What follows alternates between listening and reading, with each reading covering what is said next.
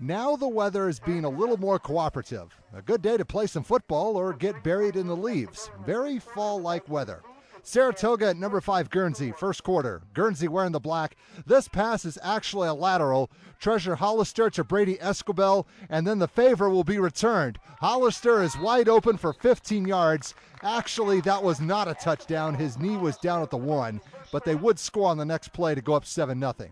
On the next possession, Escobel does the honors this time on a 2-yard run as the Vikings would take command early, now up 15-0. The junior was making all the plays so far, and here's a great example. One stiff arm, another stiff arm, a spin move, and 20 yards later, he's in the land of Valhalla again. The boys in black would have a 23-0 lead after the first 10 minutes. Second quarter, it's 23-4 after a Saratoga field goal, but the home team kept right on going. Escobel again from 19 yards, runs over a defender and still manages to score. Guernsey meant business as they would go ahead 29-4.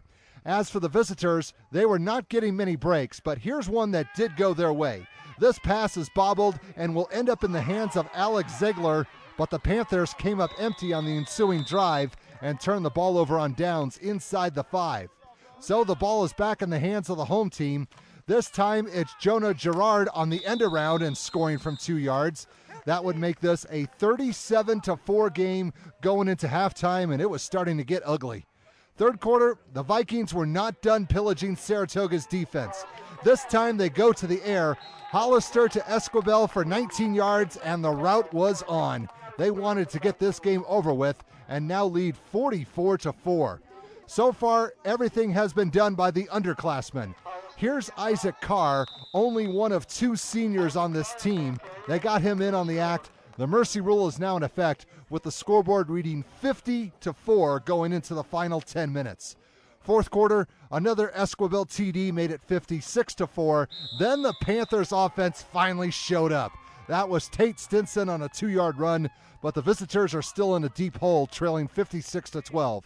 Now, one thing we have not seen in this game is a big yardage play, and the home team would eventually show that they can do that as well. Hollister flares a pass to Gerard.